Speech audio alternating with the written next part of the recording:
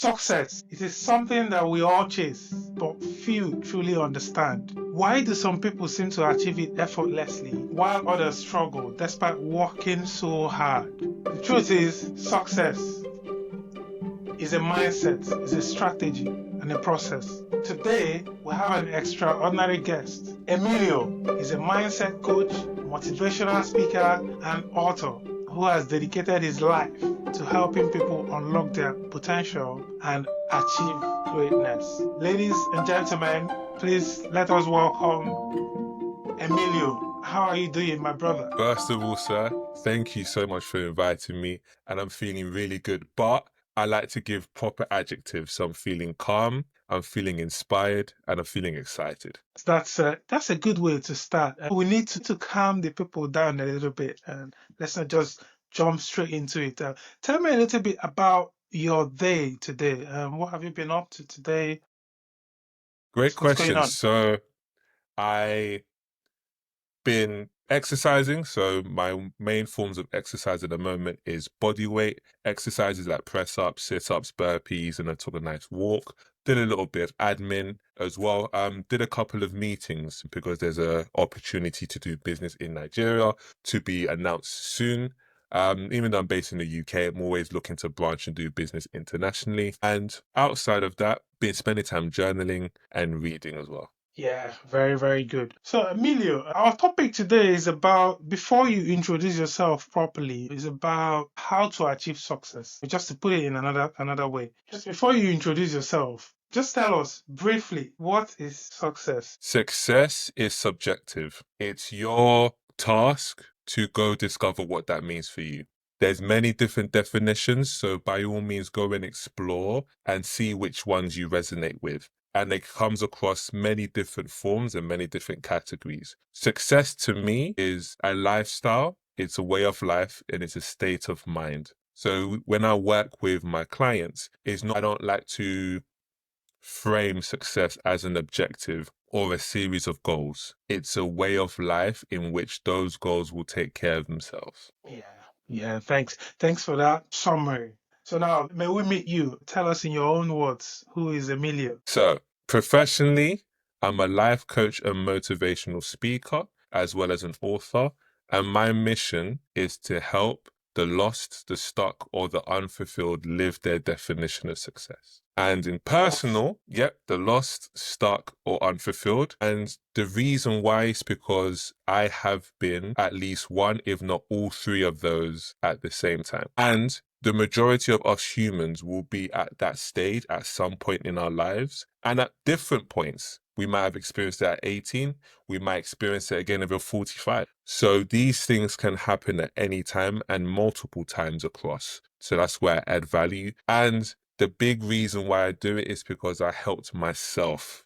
When I wrote the book, so the book's called Why Aren't You Successful Yet? It was simply about me asking myself that question and working through what those answers were for me. And Yeah. then working towards resolving those issues so I can make an improvement on my life and so my life could feel fulfilling. You're a man of many hats. And when I was going through your profile, I saw a lot of things, a lot of really, really interesting things. You're a coach, you're an author, you're a project manager, you're a speaker. Pivotal moment sparked your passion, for coaching and helping others to succeed. What was that moment? It's a good question. And when I ask people the same question, I actually then insert what are the series of moments or if there was just one. Because mine's been a series. There's been different elements that has led to this point. The earliest thing I can remember was in primary school. Even though I wasn't quick to talk to people, people were quick to talk to me and gravitate towards me. During secondary school, a lot of people felt comfortable sharing themselves with me. And this was at a time when I didn't know what I wanted to do professionally. And my first serious foray into a career was music. So I was doing spoken word and rap and music production. And even when I was doing that, when I was in a studio session, it was the first time someone told me I should be a coach. And I just dismissed because I thought coaches needs to be millionaires or billionaires before they get on the stage and either speak or help people in a coaching setting. And as I've done different things in different careers and different paths, many people who didn't know each other and had no reason to lie, kept telling me I should be a coach, I should be a speaker. From when I was doing fundraising, which I raised over 25,000 for 7 different charities, including British Heart Foundation and Cancer Research UK, to when I was working with Uber during the time when you had celebrities or influencers have their own codes, in which, or by code I mean promo codes, for where people, like their fans, could sign up to Uber, get a discount for their first ride. All of those different things required skills that made me a great fit for coaching. So one of the big moments was during the pandemic when I was feeling unfulfilled. So I wrote in my mind, because I always wanted to write a book, I put that to the side as well because I didn't think I'd achieved enough. And then a part of me asked myself, about a year before the pandemic, if you had to write a book today on your life, or just write a book today on something you knew without having to learn anything new, what would you call it? So the original name was Why I'm Not Successful Yet, because I felt I was supposed to be, but I felt like something was missing. And in retrospect, it was going to be a bag of excuses as to why I hadn't made it yet. So because I spent a big part of my life as a teacher or educator, I knew how to put together exercises and lesson plans. So I wrote elements of the book, put together some exercises, which I was seeing at the time as a second source of income from my music. Then a part of me said to myself, let me actually just do the exercises. And I did the exercises, and it opened Pandora's box, where it helped a lot, but it was nowhere near enough. So I wrote the book back then as an audio engineer, music producer, and tutor. Yeah. And I wrote a section actually based on who I was before I started the book, and I wrote who I became when I finished the book. So during this time, I actually ended up becoming a life coach and motivational speaker just by me asking myself these questions. Even though the book started just before the pandemic, I really made a conscious effort to write it when the pandemic came about. That's when I was feeling my most unfulfilled, where there's so many people I helped. There were a plethora of young people and young people's parents who would scream with absolute positive energy as to how much I've helped them, but yet I felt hollow still. You didn't feel, yeah.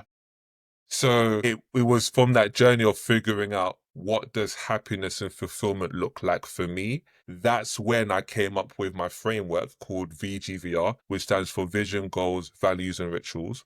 And the quick premise behind that is, if all 4 of those are in alignment, you will have a fulfilling life. I then tested it on people I knew, and then I started becoming a full-on, full-time coach, just from solving my own problem, reaching out and helping others. And it very much tied into who I already was as a human being. So it was a real full circle moment where all of the jobs and all of the careers I've worked in is what's made me as good of a coach and speaker as I am now. As you are now. Yeah. And that's really what it is. I think I was speaking to a guy sometime at the beginning of the year, Mr. Busy. He said something very similar. I don't know, you might know Mr. Busy. He's It a rings a bell, motivational yeah. speaker as well. Yeah, he's also Nigerian, funny enough. Anyway, your motto, you have a motto that emphasizes falling in love with the process. So you emphasize falling in love with the process. How did embracing this mindset shape the journey that you've been on?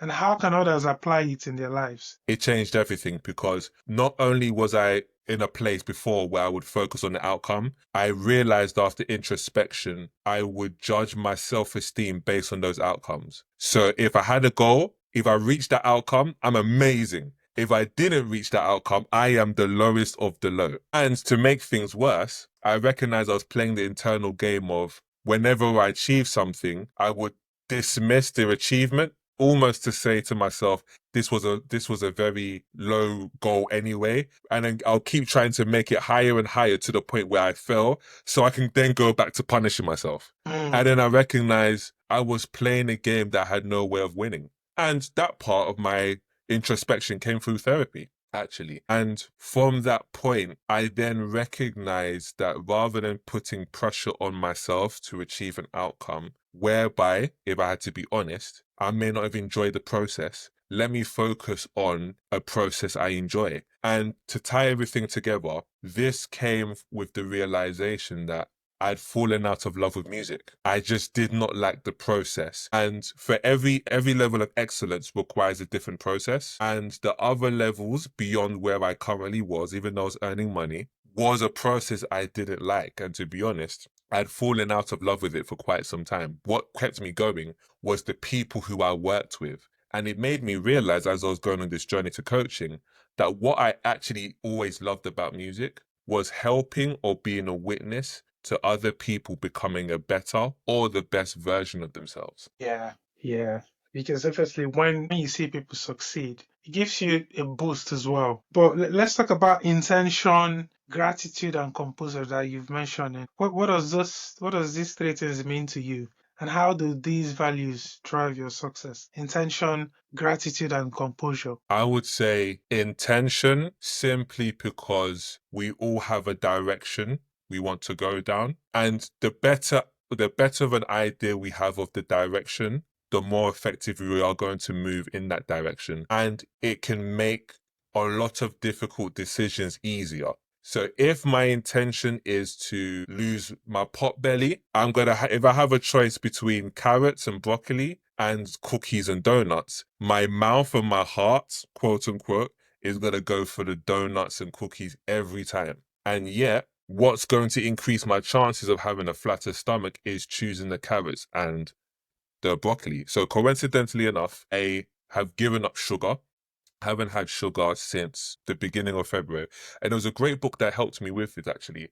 It's called The Easy Way to Stop Smoking. And I'm not a smoker, by the way, but the premise of it is you can use the same methodology to give up other habits as well. And then it's by Alan Carr.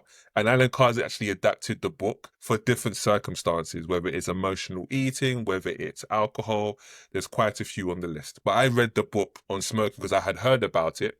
And I always like to read on different topics. So intention is what can make a lot of the difficult decisions easier and is also something you can use as a litmus test for your process or for your way of life. So that for me is important because it can give you direction. And a lot of the reason why a lot of people aren't successful is because one, they're not fully sure about what they want. And two, they haven't been intentional with trying to move in that direction to what they want.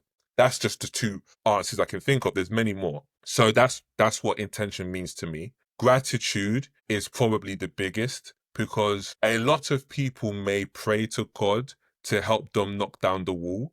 But what if God already gave you a sledgehammer or a wrecking ball? So gratitude to me is recognizing what if I already have the power to go for and achieve what I want? What if more blessings come through me seeing what I have already as blessings and being grateful for it? As they say, if someone's going to give you more of something, there will be value in seeing how you've already used what you've been given. And that gratitude is one of the greatest ways to change your mood.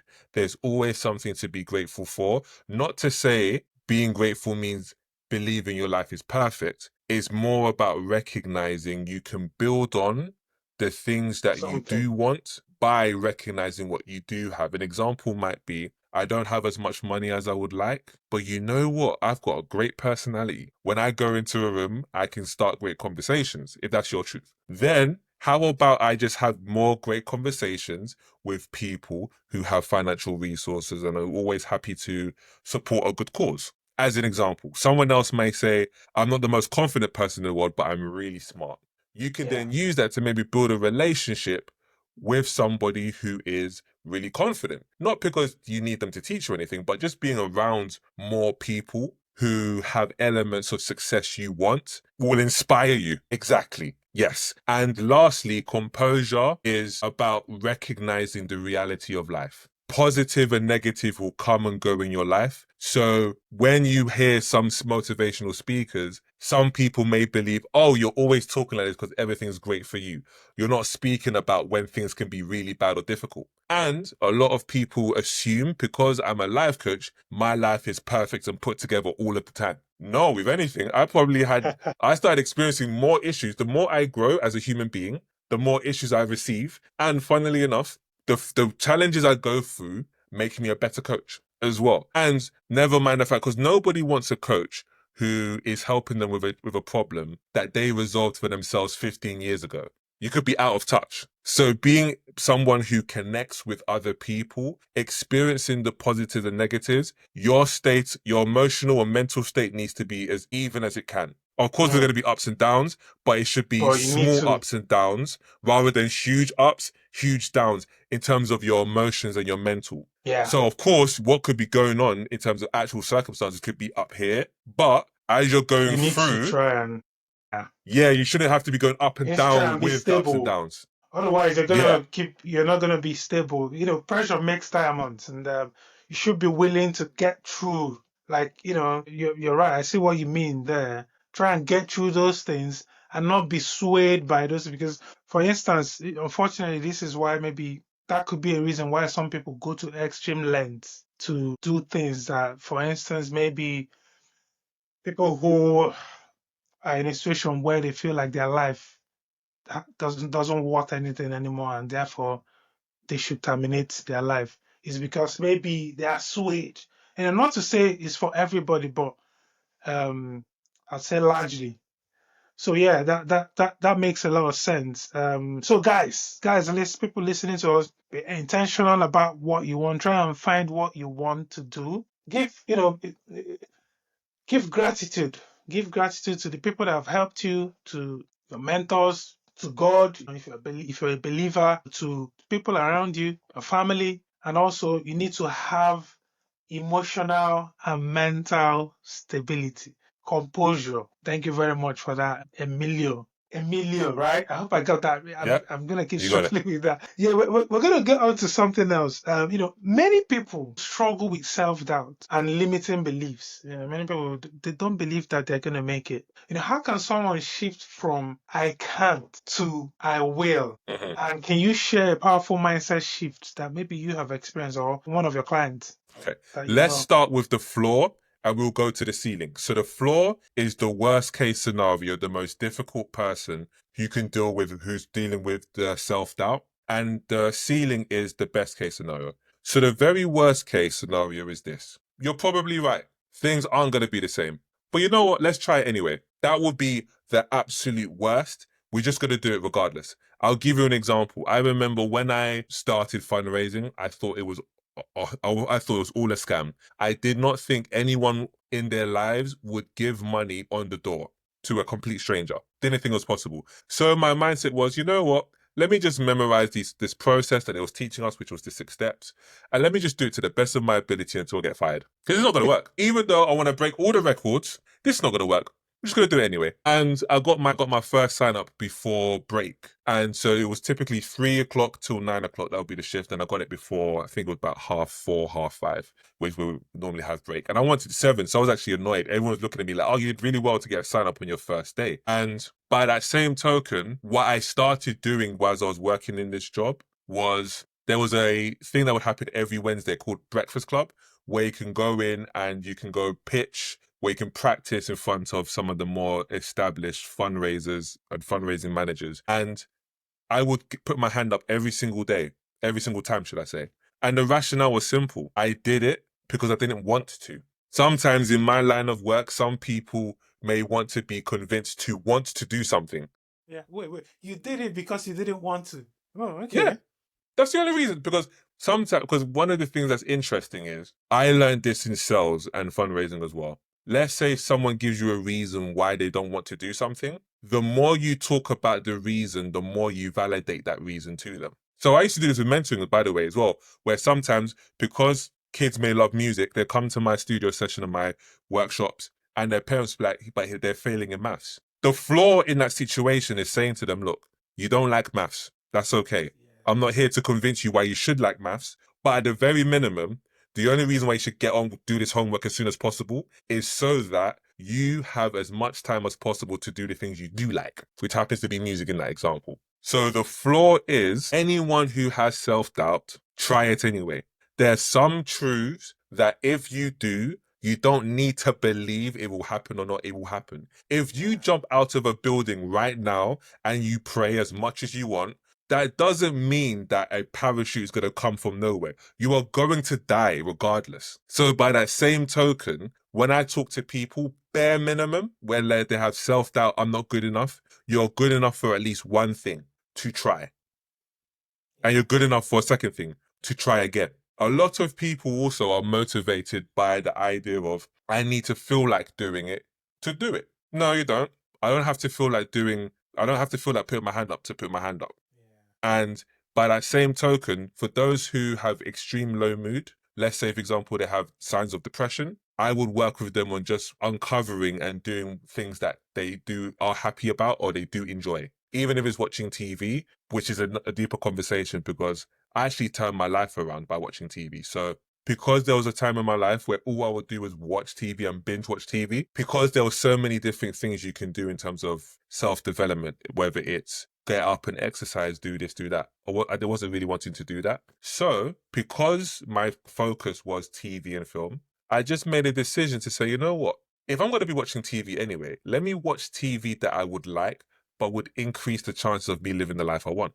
So that started fueling my energy, my spirit to actually do some of the actions that actually help even more. And doing that still helps to this day, by the way. Where it's like, oh, and I'm just going to lean in to those things. The next thought, let's talk about, so in terms of doubts, let's just lean into it. Say, you know what, you're going to have these doubts forever. Just do it because you don't want to.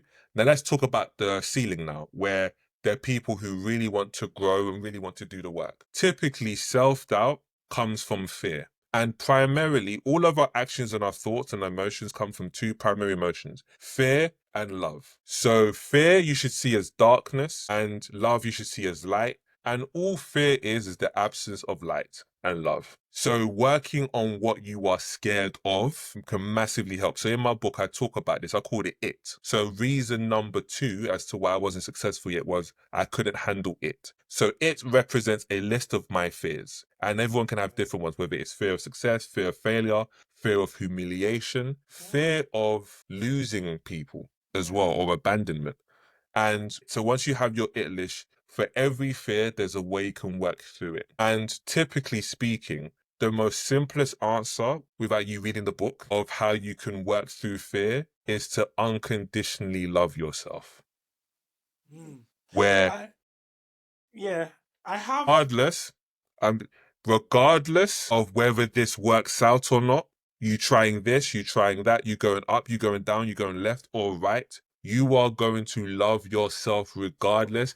You don't have to be successful for you to love yourself or to think you are worthy, because you already are. Yeah, I mean, obviously, my audience, people who watch my channel, they are worthy. And by the way, guys, in terms of that fear, is a major thing. And I think a few episodes ago, I spoke with a psychologist, a clinical psychologist, someone who is into cognitive neuroscience, Shadi Louise Fergus.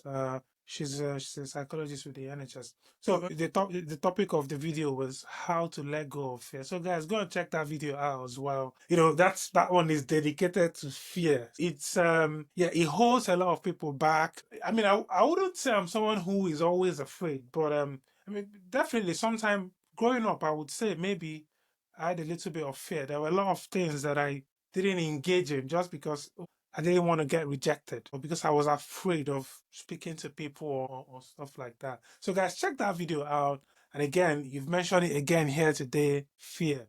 Very, very, very important. I don't know if you finished your point on that second point, right? Yeah, I did. So in your experience then, as a motivational speaker who meet people all the time, who speak at events, and a mindset coach, what are 3 practical tips anyone can use to overcome setbacks and achieve success? I would say I can give you the classic ones as to do a journal on it. So whenever you're feeling an intense emotion that's negative, write it down immediately. You really can purge your heart of certain emotions when you put it to paper, rather than keeping it bottled in your head or your heart. So journaling is a great way. It can be something as simple as what happened, how do I feel about it? And another question which I love, if this moment was designed to make me better or increase my chance of living the life I want, how could that be? Because what if every single thing that happens to you in the future, in the now, and in the past was supposed to make you not just the best version of yourself, but help you get what you want? it then can change your perspective as to look at things. Some people look at a setback as confirmation that what they want is never going to happen. And that could have been because of reinforced beliefs from childhood or just from your environment. And then what can happen as well, you can soak up other people's thoughts and beliefs and repeat them like they were your own. Yeah.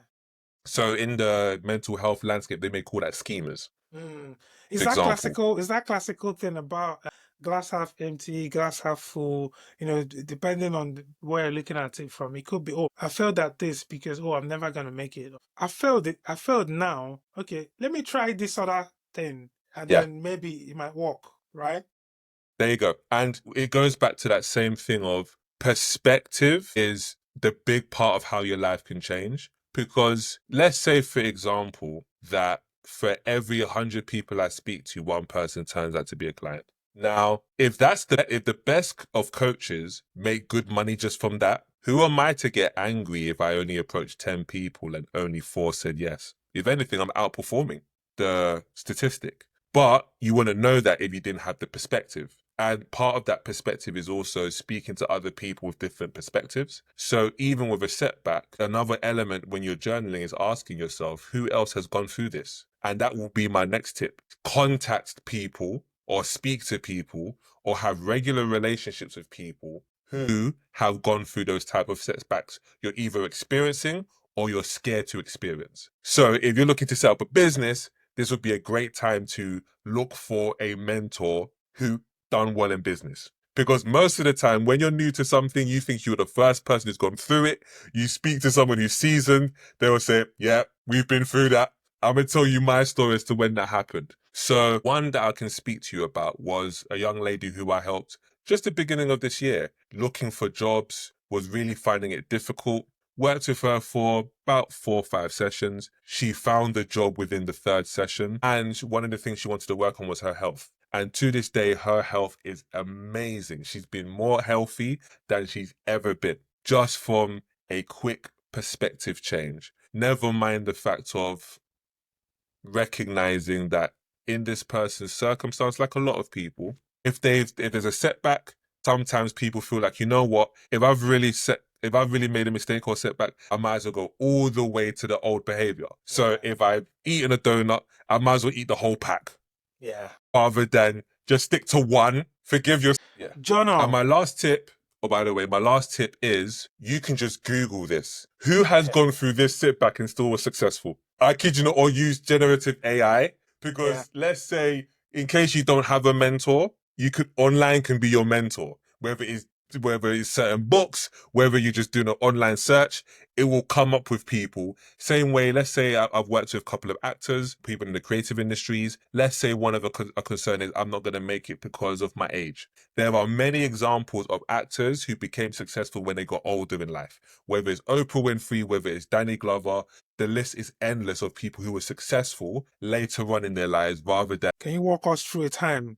I can talk to you about breakthroughs 100%. So for me, what changed a lot of my perspective was through working with my coach, Chris Araga. Massive shout out to him. He was talking and then I recognized I was hitting a bit of a ceiling. But then I recognized in that same breakthrough that I had been living my life like I was a 7 out of 10 at best, when I was always a 9. And then when I started walking like a 9 and living like a 9, my life got even better. Now, in a moment of transparency, I got hit over the head like a 9. So a big part of being a 9 out of 10 in this metaphor is you need to be able to take the hits and the problems and challenges that come with being a 9. I experienced that challenge and it hit me hard. I'm not going to lie to you. I wanted to go back to being a 7. And it took some time for me to really process that. To some degree, I'm processing it a little bit now as well, where it's about understanding that parts of the good means you're also good enough to deal with parts of the bad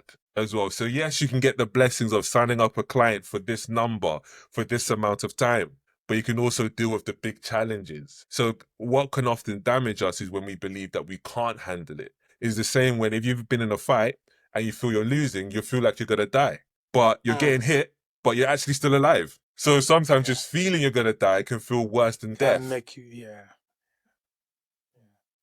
It's all in the head. It's all about the mindset. Yeah. So I would say I normally like to go with my first breakthrough because, and I've seen many, whether it's people recognizing I need to spend better quality time with my wife, and all of a sudden they're greater than they've ever been, to someone looking to get a promotion, but recognizing that they were the problem. And then as soon as they worked on that and their people skills, they was getting promotions. There can be such a wide range. And probably my favorite breakthroughs, to be honest, has been when I've mentored young people. When young people, when you're at that stage where your life can go anywhere, where someone you may be working with might be a couple of decisions away from going to prison, and yet they're on the straight and narrow and they're doing music full time. And I've mentored a wide range of people who have ended up acting and working in the Shakespeare Globe Theatre, to people who've got an MBA, for example, which I'm very proud of all of the people I've helped in my life as well. Even one of the people who's been a real good friend of mine, but again, when I coach in life. I don't just coach in sessions. And I'm proud of my friend who won the Black Tech Award for App of the Year this year as well. So yeah, there's quite a few people I want to shout out, and I don't want to just say one and ignore everyone. Yeah, yeah. But yeah, there's been a good few people who I've helped just from being a good set of eyes and ears and heart to hold space for people to share. Yeah, I mean, I'm sure they're gonna see this video, and I'm sure you're gonna share this with them, and they'll see it, and they'll be like, "Yeah, our guy gave us." Because again, that whole thing about gratitude, shouting out people. Sometimes it helps. It can boost people's morale, and encourage them to do more. I think the ceiling is the sky is so wide that it can accommodate everybody. You talked about young people there, so let's come to young people and giving like practical advice for success. Let me start with that. So you've helped over 1,000 young people through workshops.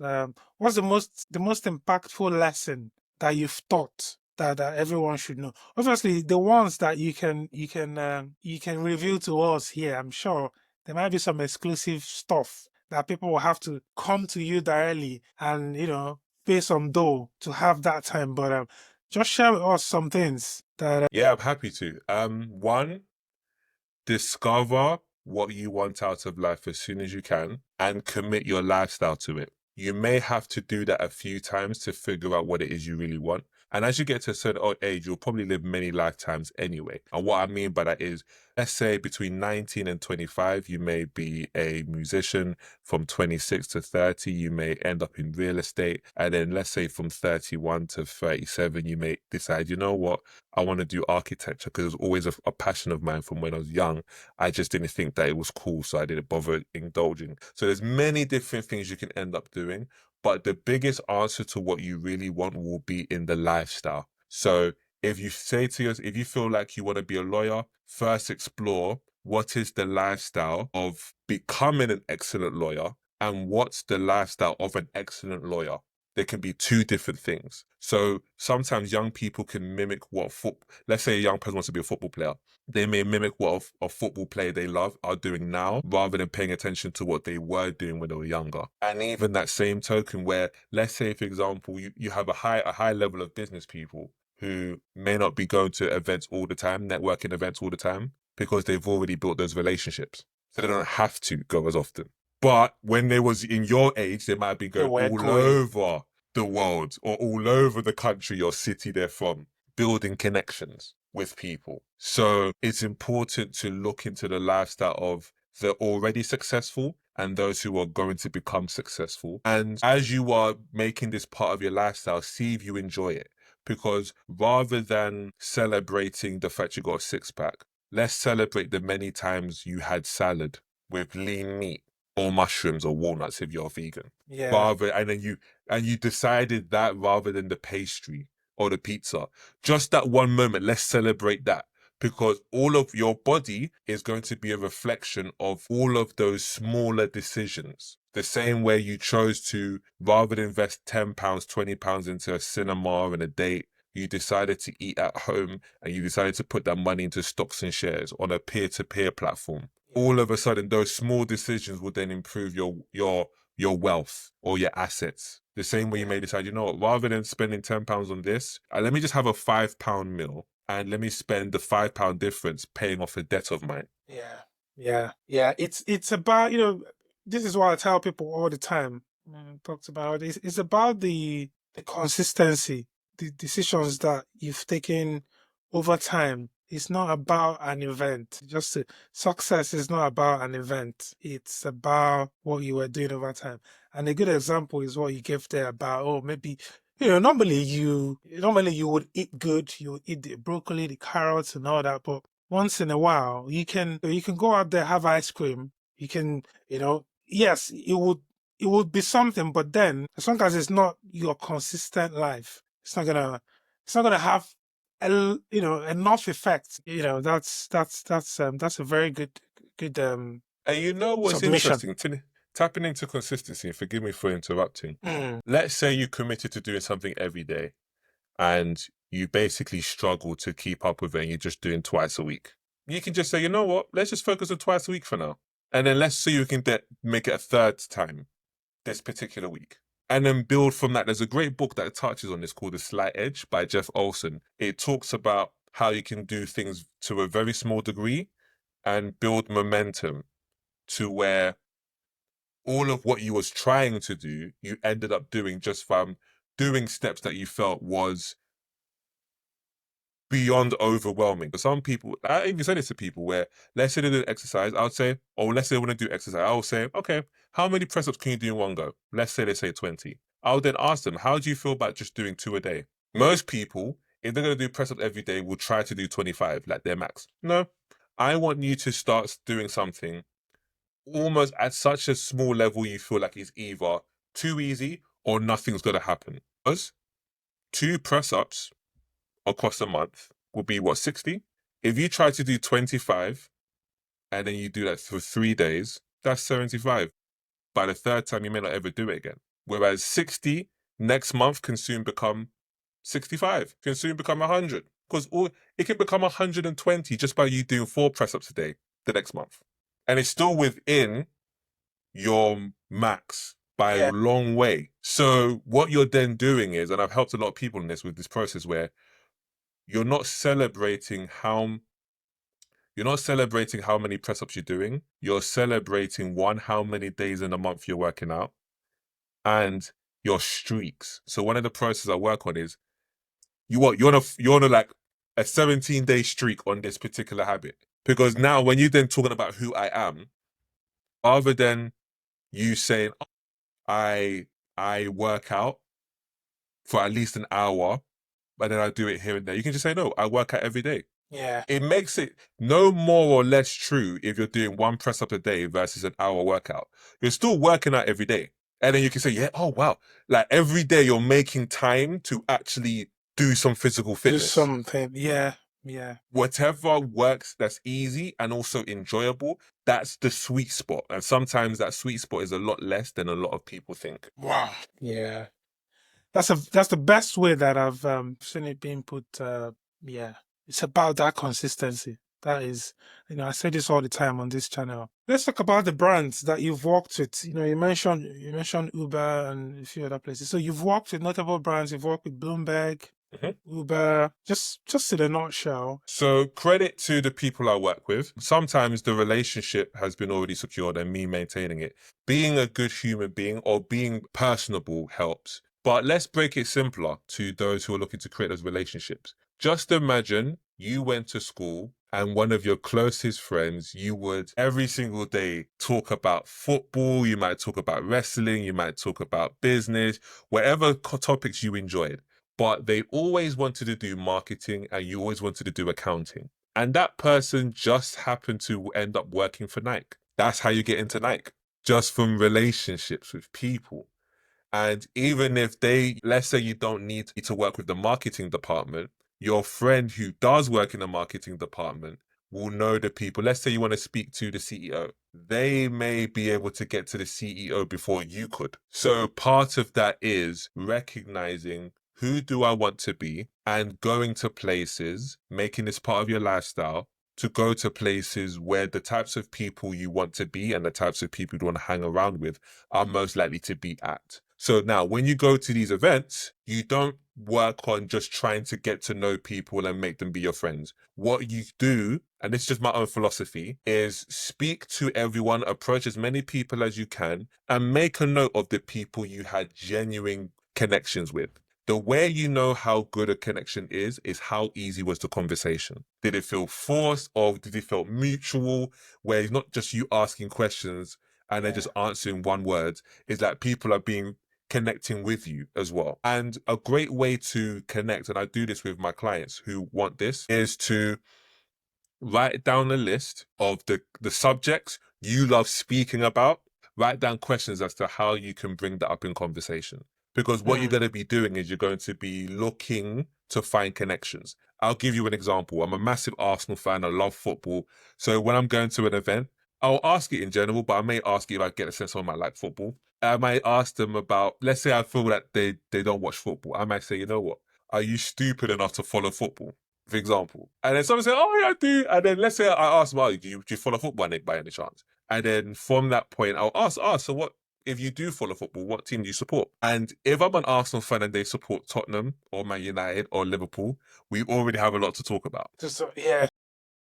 For example. And then if they don't, because this is my own genuine belief, I'd say, you know what, God bless you, because I probably will get grey hair sooner because of my love of football, especially with the way Arsenal been carrying themselves over the past 10 to 15, Damn near 20 years. And what it is that the reason why I don't give people scripts, I don't believe in that anyway, because it's about who you are. So I can say that about football. Yours might be ballet, for example. And then it can be something as simple as, you know what, football really puts a smile on my face, but what puts a smile on yours outside of work? So what it is about cultivating your personality and embedding certain skills that are great for interpersonal. Yeah. That is also a reflection of who you are.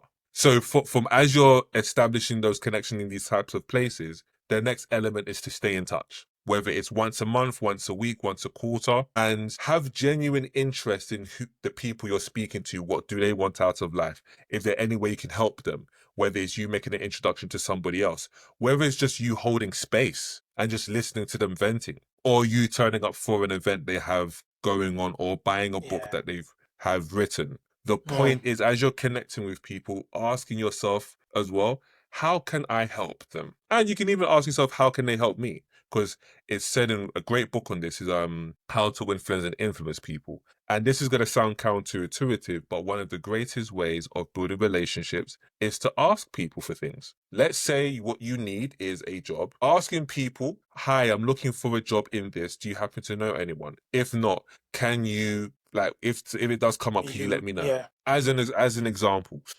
there's many different elements to it. And once you know one person in a company, that's how you have the in. Every company is just one person that you may get on with. So as you're then, let's say I'm going to a Nike event, I'm looking to approach everyone, then I'll just make a note. Who did I actually get on with?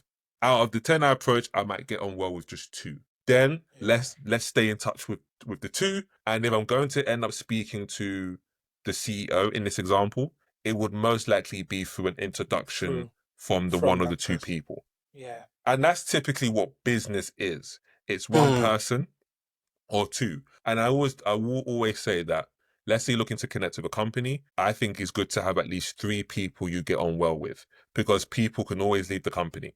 You don't want to leave yourself to just one person. And if they leave, all of a sudden you have issues. You need to be reintroduced again. Yeah. Yes. So that's the short answer. And it doesn't have to be anything magical. It's just about, I'm looking to genuinely connect with people who genuinely connect with me. But you need to be prepared to put yourself out there. Yeah. So basically, guys, you need to be prepared to put yourself out there. You need to build and master the art of communication and speaking to people, being able to introduce yourself in a way that doesn't come off like you're being too pushy, or like you say, it has to be natural. It has to be your original self, and you have to make it original. I was going to lean into that, because I've had people who can come across very pushy. Lean into your truth. If you're naturally pushy, but it's because you're passionate, you can say, you know what, forgive me if I come across pushy. I just really love ... Because what you're doing is you're creating an opportunity for people to understand you. One, because you recognize how you may be perceived, but you also know who you are. So it's not as if you're going to be less pushy. You're just explaining that this is what I do and really what I want and why. Because people can understand and respect and even gravitate to difference if they understand the reasons why and the reasons align with what they think is noble. So let's say I am going to absolutely work you, like I'm going to work you to the bone. And the reason why is because the young people we're trying to serve, they need that from us. But I will be the first person to praise you and lift you up from a place of love. All of a sudden, it's easier. Yeah. Where, okay, they're being hard on me, but I know why.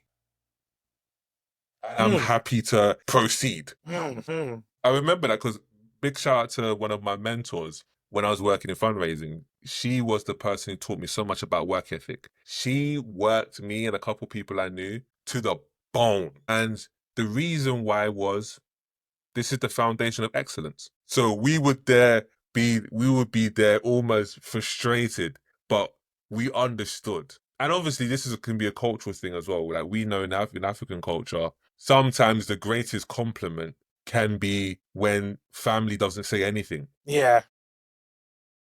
So rather than you did this, why didn't you do that? When they have nothing to say, that could come off, that could actually be the biggest compliment. Yeah. Right. Honestly, a lot to unpick from that. And I'm sure, for those watching us, I'm sure, there's real value in this video. Guys, if you're catching real value from this video, just tell us in the comment section. Tell us the questions that you have. Obviously, reach out as well to Emilio, reach out to him on his LinkedIn, his socials, and ask him questions. I'm sure he's gonna be willing to listen to you. Let's move on. We're coming towards the end. Let's talk about, you authored a book, and the title of that book, you called it "Why Aren't You Successful Yet?" What common barriers do people face, and how can they overcome them?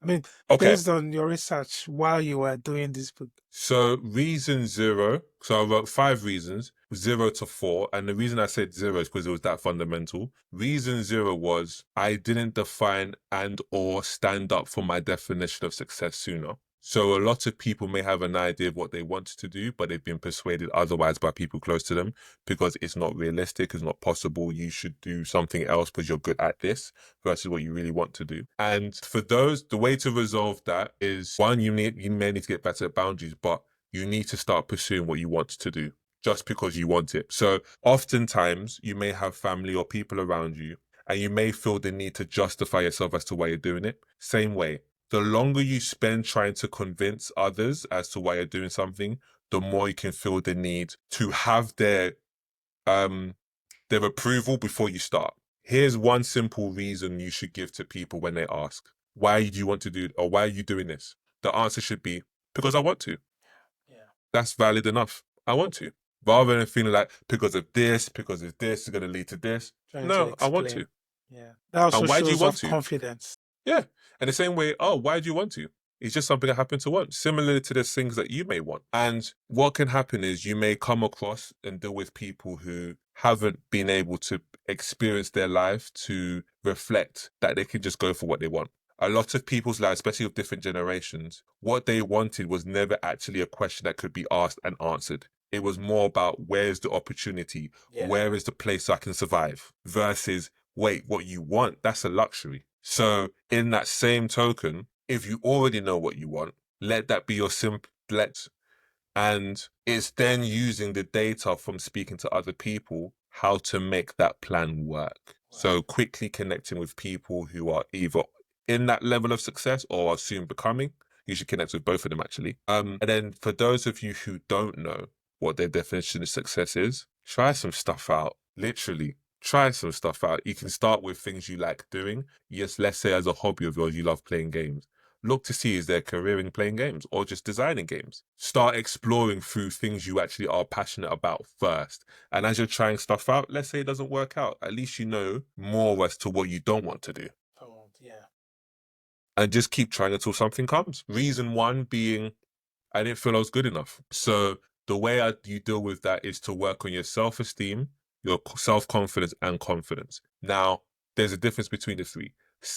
Your self-esteem is based on whether or not you feel you are worthy, whether you feel you are good enough, whether you deserve what you want out of life. Self-confidence is to do with the personality traits or qualities that you would naturally have or naturally want to develop that instantly increases your chances of being successful in your path you want to go down. So let's say you want to be a teacher and you're impatient. If you naturally want to improve your patience, you getting better at patience will help your self-confidence.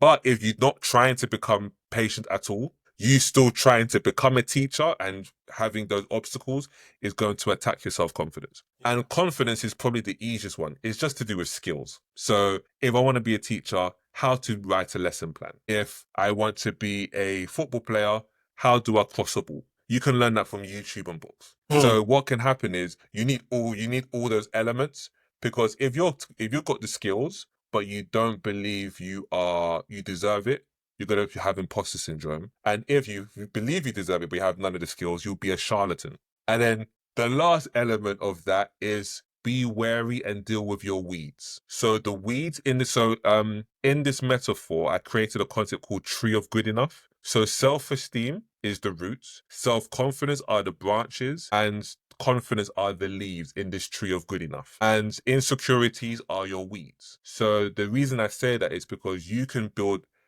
a very strong tree where you believe you're good enough, you're working on the qualities, or you've chosen a field in which you already have those personality types. For example, when I researched what it took to be a coach, I recognized, wait, these personality traits I already am, which boosted my self-confidence. And you've taken the time to learn the technical stuff, if you don't already have it, but you can be around people who make you doubt yourself. Let's say around bad influences.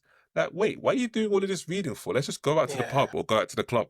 So being aware of those insecure, like anyone that can feed into insecurities or even create them, whether it's people, whether it's circumstances, even food, by the way, can be a weed. An example would be if you've noticed you don't think as clearly when you eat sugar compared to when you eat fruit, that's a weed.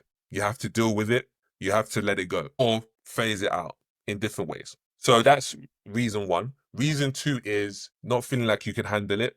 The simple answer to that is identify what are the things you are scared of and work on a plan to deal with it, which I help a lot of people do. It can be something as simple as if you're fearful of success, one of the things you can do is be around more successful people. And even ask them, I'm scared about this element of success. How do you deal with it? How did you? And the simplest answer when it comes to successful people is, yeah, this stuff happens, but we're just at a place where we can deal with it. So when it goes to the gym, when you're lifting a heavier weight, you're not praying that the weight becomes lighter. You're just praying you become strong enough to lift it. Strong enough to lift it. Yeah. And then reason three is trust issues, which has been one of my biggest challenges, to be honest. And recognizing two things: human beings at their worst will do what they think is in their best interest, and at their best, they will do what they think is right or wrong. Or they'll do what they think is right, and they'll do what they think is right for you, even if it inconveniences them. So that's, and then with the trust issues is about confronting and dealing with all of the times you've been let down or betrayed and letting it go, or forgiving them, or both, and recognizing the power of people. My issue was with people I've had experience of being let down by family, and I felt that people were there to just let you down. But the issue I had was, if someone helped me 10 times, I would feel betrayed by them if they let me down once out of 10. Yeah. Rather than having the perspective of human beings aren't perfect, because I recognized I needed other human beings to be perfect for me to think they were worthy. The same way I felt like I had to be perfect to be worthy. So recognizing that there's a lot of value that human beings can bring without them being perfect, which is a part of a process. I'll outline this in a lot more detail in the book. And lastly, the reason for was I didn't feel the sacrifice would be worth the reward. So big thing in music, a lot of people may walk away from the experience thinking music was great, but it wasn't worth what I gave it. Now, the real answer to how you deal with that is to find a path you're prepared to commit your lifestyle to. If, for example, which happened to me, you want to do music full time, but you also want to raise a family and be a family man, there can be real conflict in those two desires, especially if you're a recording artist or performer and you're out on the road a lot. With coaching and personal professional development, I can be working from home. I can be working I can work abroad and still work with my clients through the phone or through virtual.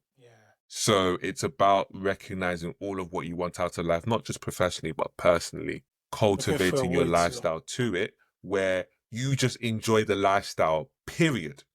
And the goals take care of themselves. Rather than me walking only and doing my 10K steps, I actually go by trying to burn 500 calories instead of 10K steps. So rather than me only doing this until I get a six pack and then I stop when I have the six pack, I just enjoy walking.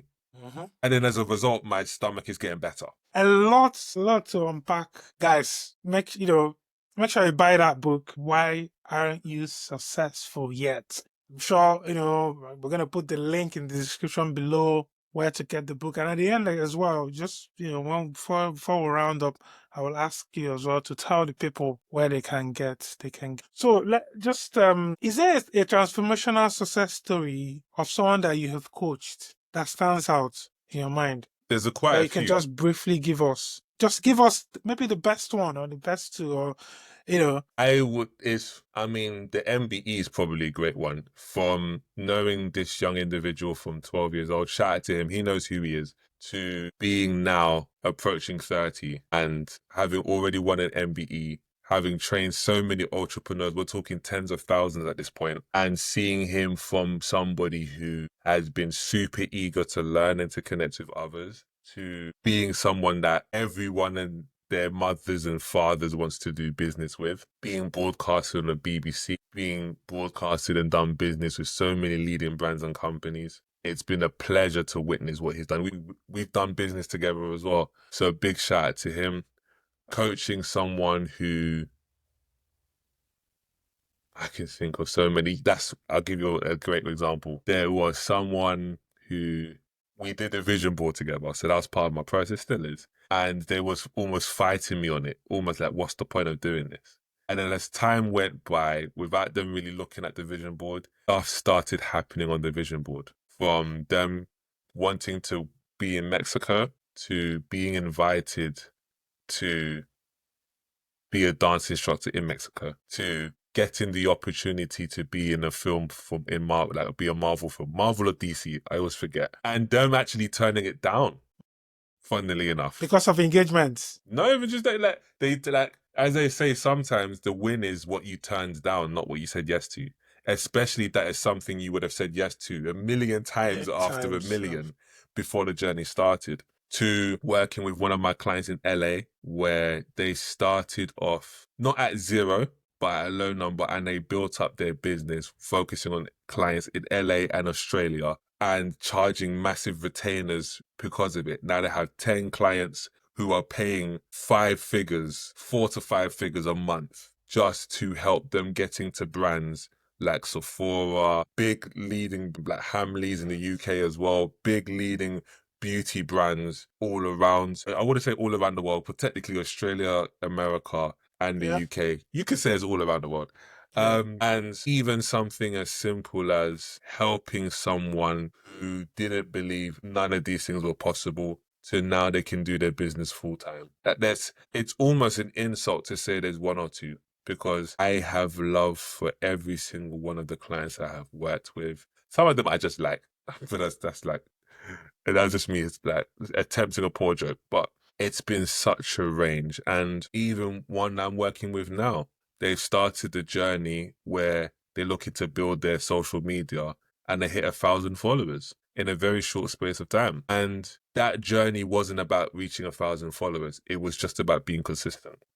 So just the fact that for the first time in their lives, they have felt they've achieved real consistency and seeing how much it meant to them is a massive boost for me. And it's an interesting one and the reason I've answered the question in this way is simply because I don't want people to work with me just because I throw names out there that you're excited by, because their journey isn't indicative of what yours will be.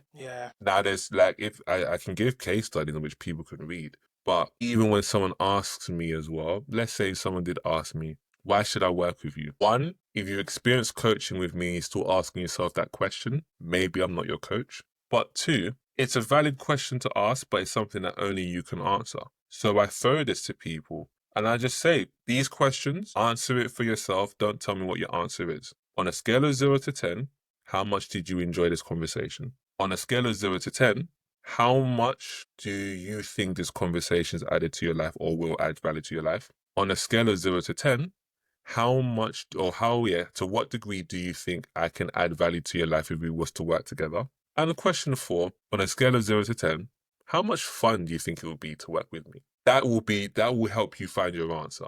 Rather than again going back to the point, the way I sell is to invite you to experience coaching with me. And that's not even me selling, that's just me doing. So I'll just invite you, bring myself to the conversation. And by the way, when it comes to those invitations, there's a two-way thing. So as you're deciding whether we would be a good fit, I am also assessing whether we would be a good fit also. So it's very much based on those principles where I work with people who want to work with me. And I think it's a great philosophy people should have when they're doing business. I say this to my clients who run client-based businesses. They sometimes look at me crazy when I speak to them about that, where a lot of people who run businesses based on clients can have a significant percentage of clients they don't actually like, but happen to pay the bills. And you don't have to be 100% you love your clients and 0% you don't. But what if this perspective change led to you going from 40% of your clients you actually loved to having 60%? It would improve your happiness and well-being a lot more than thinking you have to tolerate certain behaviors that affect your self-esteem. Yeah, it's about principle, isn't it? You don't eat from every pot. Sometimes you need to choose the people that you work with. Yeah. And I can appreciate it. It's a process. But the point is, we're looking for small margins that can become bigger moments of growth. Yeah. Interesting. So guys, you've seen Emilio. Reach out to him with whatever you want to talk about. Let him coach you, let him mentor you, and see if you're a good fit for him and vice versa. Yeah. And one thing I can definitely send is my calendar. So for anyone who's seeing this, you can get 30 minutes for free with me. I might extend it to 45 minutes. And it's simply going to be, you bring the challenges you're working through. Let's have a great conversation. You may get the benefit from that call alone. We don't have to do business and it'll be my pleasure. Or you may decide, you know what? I might want to do coaching with him. Or just buying a book or a resource may be what helps for you. And I do have some free guide sheets. So rather than direct a link to just buy my book, I always love to just have conversations with people and take it from there. Yeah, of course, we're going to put a link to your LinkedIn for them. So the simple answer is, ask yourself, what would your life look like on a day-to-day basis if you won £100 million and you can only spend that money on doing things you enjoy? And take it from there. And you still had to work. What would your day-to-day life look like? So guys, if you want to answer that question, answer it, and then, flow it from there. Right. So just, we've come to the end now, basically. But just before we get there, in your own opinion, what role does social media, particularly LinkedIn, I mean, we met through LinkedIn, what role does it play in professional or personal success from your experience? So it can play a massive part. I haven't utilized social media as well as I could and should, to be brutally honest. I still have PTSD from my time in music where I would spend so much time and money on it and got no connections or got nothing substantive in value. The majority, if not the absolute in terms of money and opportunities I've got, has come from people who I already knew or built relationships with. Virtually every penny that's gone into my bank account has come through someone I directly knew who was prepared to either teach me what I didn't know or was happy to give me an opportunity based on the fact I was good enough. It does help to some degree with social proof, because when people may take a liking to me professionally, they want to see that I've done something. So I almost have social media as just to let you know that I'm actually a real human being. Yeah.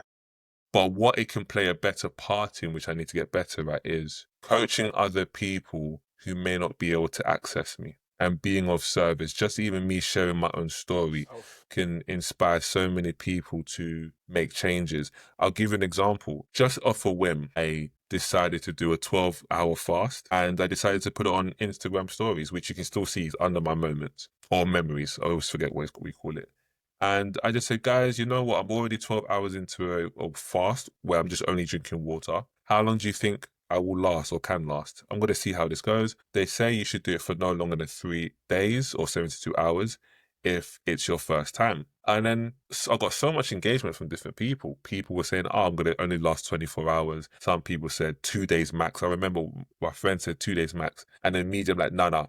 Just for that alone, I'm doing this for 3 whole days. Yeah.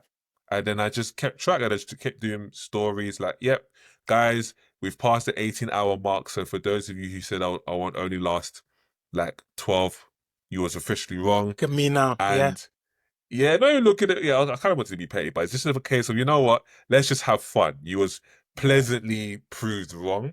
And I lasted a full 3 days, and I did a quick Q&A to see, did a quick Q&A to answer some questions that people had about it. And I kid you not, 2 people in my circle told me, because of watching what you was doing, I did a 24-hour fast. And I wasn't even telling anyone to do this fast. I was just saying, I'm doing it.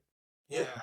And you wanted to document it just for the sake of, I've done a 3-day fast before. And actually, it was water only as well. And that water, it's not like I was carrying water around. It was at specific times. And the first day was, the toughest day was the second day. And to be honest, just because I had already planned that, okay, it's going to be 3 days. Once it got to the third day, I was already used to it.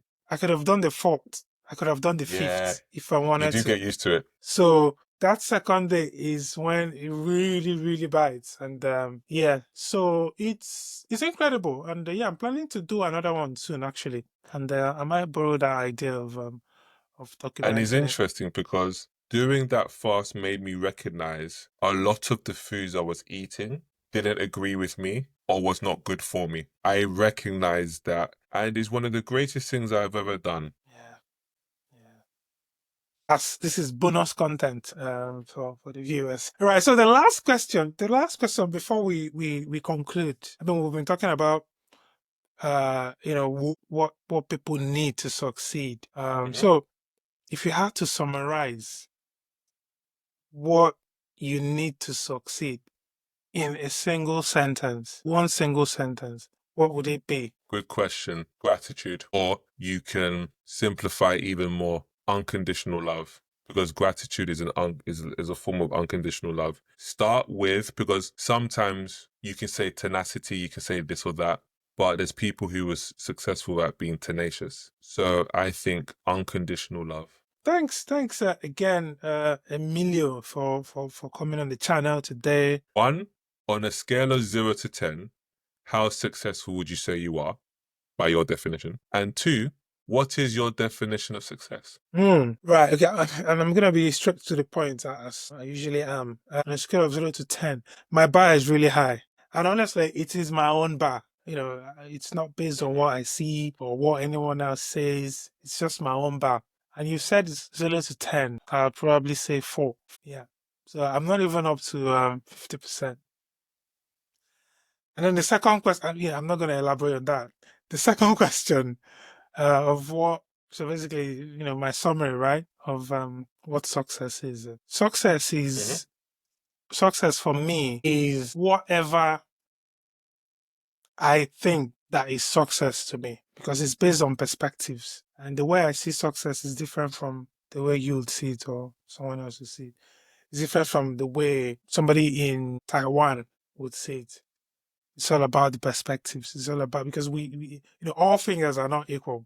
That popular is, and the same way as well. Everyone's problems are different. Everyone's starting point is different. Some people start from really low levels and then they get to, break out all the barriers. They break all the norms, all the traditions. They just go against it totally. And while some people as well start from higher levels and then they just, for me, to answer the question directly, success is whatever I see it as. the same way for whoever is watching. So guys, my definition of success is define your own success and follow your dreams. Don't worry, audience. That was a very, very politically correct answer. I will be working behind the scenes to really bridge that gap between four. And by the way, thank you for sharing as well, because one, it's really important to recognize when someone shares their heart and their true feelings.